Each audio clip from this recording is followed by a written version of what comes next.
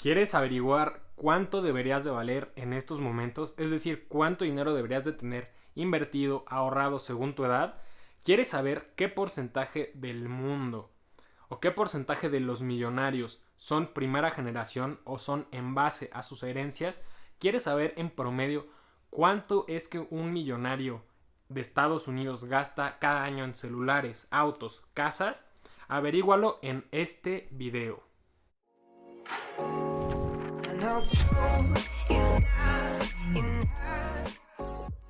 Hola, ¿cómo están? Y sean bienvenidos nuevamente a Cada Peso Cuenta. Yo soy Emilio Braune y el día de hoy vamos a platicar un poco sobre por qué nuestras finanzas personales no son personales realmente, ¿no? En este video nos vamos a enfocar un poco en este maravilloso libro que se llama The Millionaire Next Door o El millonario de la puerta de al lado. Este libro básicamente es un estudio que hicieron estos dos autores hace bastantes años, me parece que fueron en los 90s, y está bien interesante porque te platica a nivel estadístico. O sea, en este libro no hay ninguna opinión prácticamente, son muchos datos, son muchas estadísticas de cómo es que los millonarios en Estados Unidos, obviamente me refiero a que tienen $1,000,000 o más, básicamente gastan muchísimo menos que una persona de clase media e incluso menos que una persona de clase baja, ¿no? Entonces vamos a empezar a ver unos conceptos, vamos a empezar a platicar qué podrías estar haciendo mal en estos momentos, cómo lo puedes arreglar y vamos a ver cómo es que a nivel estadístico ellos gastan su dinero y cómo muchas veces nos dejamos influir por otras personas, familiares, amigos y nos encarrilan a hacer ciertos gastos que tal vez no tenemos contemplados o que tal vez exceden nuestras posibilidades solamente por el hecho de quedar bien con ellos o de ir o aumentar tu nivel de vida al de ellos. Entonces vamos a platicar un poco de esto. Pues miren, básicamente algo bien importante es que cuando nosotros convivimos con otras personas, por lo general estas personas tienen un nivel de vida mucho más inflado que el nuestro. ¿Por qué? Porque la gente de este canal y yo, por ejemplo, siempre intentamos estar ahorrando, invirtiendo. Algunos lo hacemos muchísimo más que otros por gusto y por pasión, y otros lo hacen por planificar, ¿no? Obviamente todos lo hacemos por planificar, pero hay veces que, por ejemplo, yo me excedo tal vez un poco y ahorro demasiado comparado con lo que estoy ganando, ¿no? Entonces, obviamente esto irá variando porque hay gente que lo disfruta y hay gente que no lo disfruta tanto, ¿no? Pero normalmente las personas a nuestros alrededores, seamos realistas, la gente que ahorra, que planifica, que piensa a largo plazo, que invierte en este país y por lo general en toda Latinoamérica es muy poca, ¿no? O sea, la gran mayoría de personas gastan su dinero en experiencias, gastan su dinero en diversión, gastan su dinero para impresionar. Entonces, la verdad es que esto es bastante peligroso. No digo que te alejes de todas estas personas, ni que tampoco vayas tratando de convencer a los demás a que sean como tú, porque la verdad todos somos diferentes y personalmente y en base a lo que yo he experimentado, funciona mejor si solamente tú te concentras en ti mismo, dejas a los demás vivir tal como quieren ellos y pues cada quien se enfoca en lo que quiere, ¿no? Pero aquí es donde hay veces que hay choques cuando hay personas que quieren ir tal vez a un restaurante y que puede ser mucho más caro de lo que tú estás dispuesto a gastar. Y no porque no tengas el dinero, sino porque tus prioridades son diferentes, ¿no? Vamos a ver un poco de este libro. Está en inglés, se los iré traduciendo. Acá hay una frase bien interesante, voy a intentar traducírselas de la mejor forma posible, ¿no? Pero dice, en promedio, nuestros ingresos anuales son menores al 7% de nuestro valor total o de nuestro capital completo, ¿no? De todas sus inversiones y todos sus ahorros. En otras palabras, vivimos con menos del 7% de nuestro dinero y nuestro portafolio, ¿no? Esto es algo bien interesante porque ¿cuántas personas conocemos que vivan con menos del 7% de lo que tienen ahorrado? Es decir, si tú tuvieras 100,000 pesos invertidos, vivirías con 7,000 pesos al año. Obviamente eso es bastante complicado, por lo que necesitas aumentar muchísimo tu portafolio para poder vivir de un 7%. ¿Y qué significa esto, no? Yo diría incluso que traten de vivir con menos del 7% para únicamente vivir de los intereses y que eventualmente no se te acabe el dinero. Porque siento que un 7% tal vez puede que te dure tal vez unos 20 o 30 años, pero es dinero que se acaba, ¿no? Tú lo que buscas es un portafolio que se esté regenerando constantemente y que nunca toques el principal, ¿no? Siempre es importante únicamente vivir de los intereses. Vamos a ver otra cosa muy interesante que dice de este libro. Otra cosa muy importante. Casi todos nosotros, el 97%, somos dueños de nuestro hogar. Vivimos en un promedio de casas de $320,000 y más de la mitad de nosotros hemos vivido en la misma casa por más de 25 años. Este es otro dato bien interesante.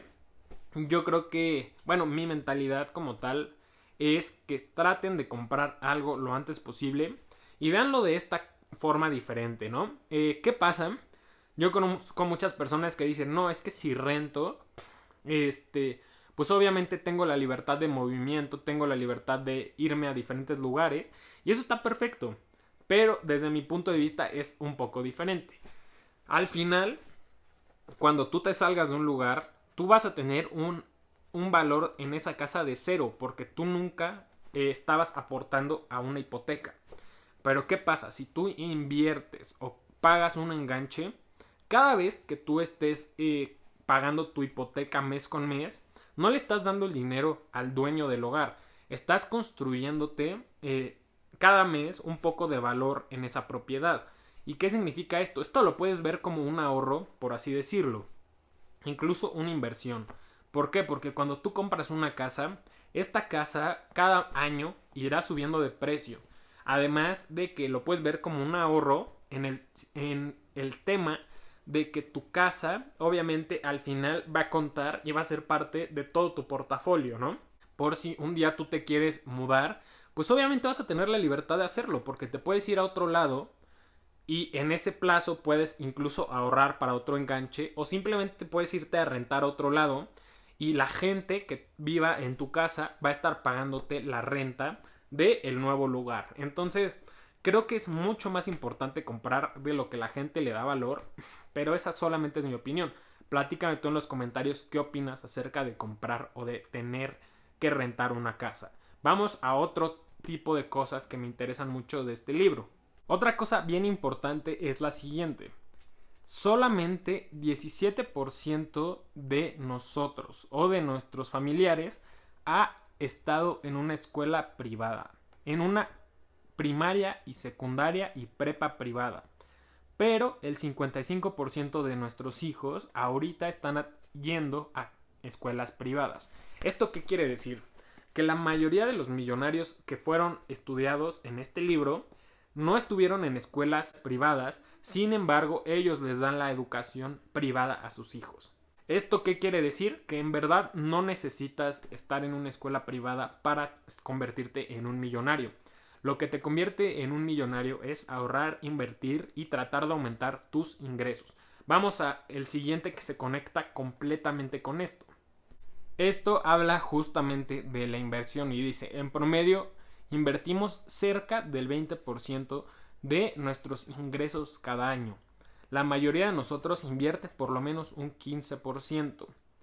Entonces aquí está clarísimo que lo único que necesitas hacer para convertirte en un millonario es tener ingresos decentes. Sí, necesites una educación para eso. Probablemente sí, probablemente no. Depende del campo que quieras atacar y en el que te quieras desenvolver.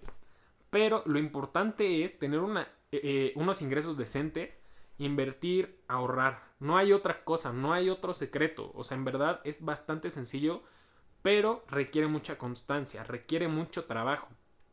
Por eso es tan famoso y tanta gente se ha hecho millonaria prometiendo o vendiendo cursos que te van a hacer rico de la noche a la mañana por el trading, porque la gente no quiere vivir este proceso.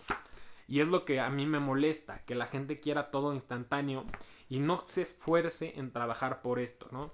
Yo sé que ustedes que me están viendo sí lo hacen y eso me da muchísimo gusto. Aquí hay una técnica y un tipo de fórmula bastante interesante, ¿no?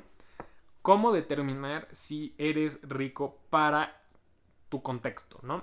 Básicamente, aquí está la fórmula, se las voy a leer. Multiplica tu edad por tus ingresos anuales antes de impuestos.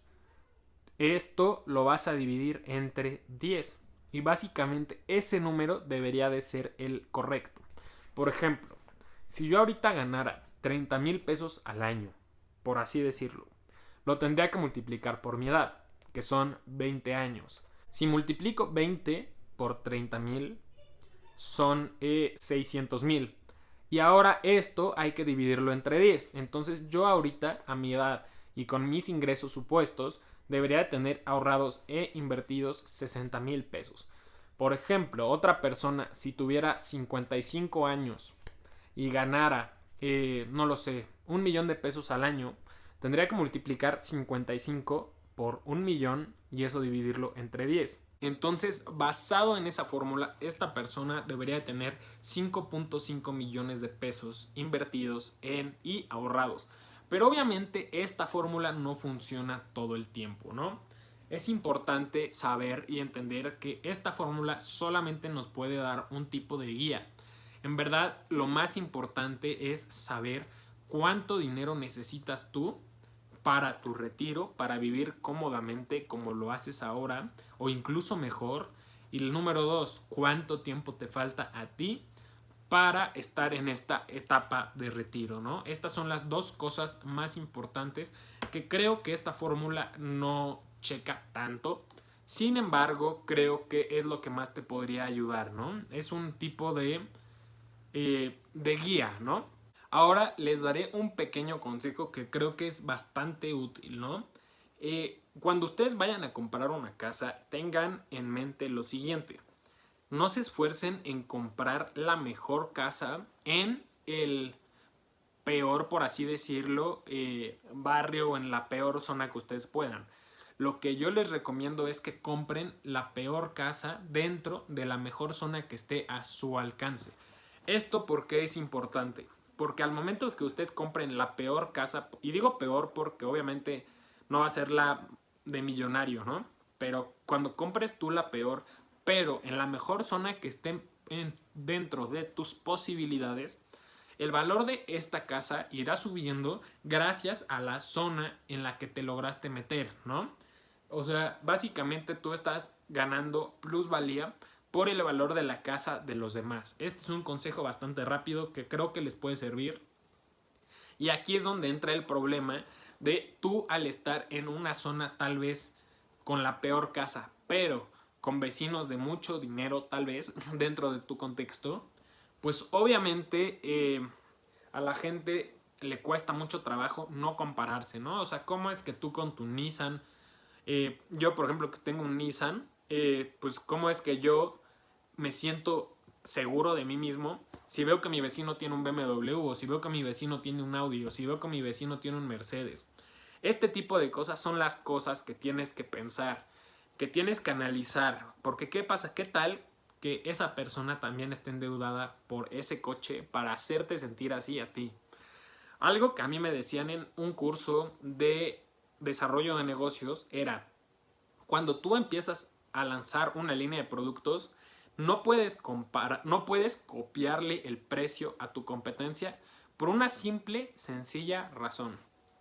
Uno, no conoces sus costos, no sabes si sus materiales son de la misma calidad que los tuyos, pero te puede ayudar a hacerte una guía. Entonces, cuando tú te tratas de comparar, que desde mi punto de vista está mal, con otras personas, tú no conoces sus gastos, tú no conoces si existe una deuda detrás o no, y tú no conoces sus ingresos. Entonces es imposible que una persona que tenga, por ejemplo, 20 años, se trate de comparar con una persona que se retiró de forma millonaria, ¿no? Como no existe una correlación, no existe el saltarse todo el proceso que esa persona ya cubrió, ¿no? Y entonces, a menos de que yo sea el siguiente, no lo sé, Mark Zuckerberg, Steve Jobs, pues la verdad no me debería de mortificar por lo que una persona tiene y que yo no tengo. Entonces, ese es el mensaje que les quiero dejar. Siempre traten de ver por sus cosas, siempre siéntanse satisfechos de lo que han alcanzado sin caer en el conformismo y siempre intenten buscar por más y obviamente trabajen muy duro para alcanzarlo. Siempre el ahorrar y el invertir nos va a ser beneficioso. Muchas gracias por ver este video. No olviden darle like, no olviden suscribirse si son nuevas o nuevos. Hay videos nuevos los lunes, miércoles, viernes y sábados. Y obviamente únanse a los grupos que les voy a dejar en la parte de abajo de Facebook, Discord y Telegram. Y por supuesto, no olviden la frase del canal, cada peso cuenta. Nos vemos en la próxima.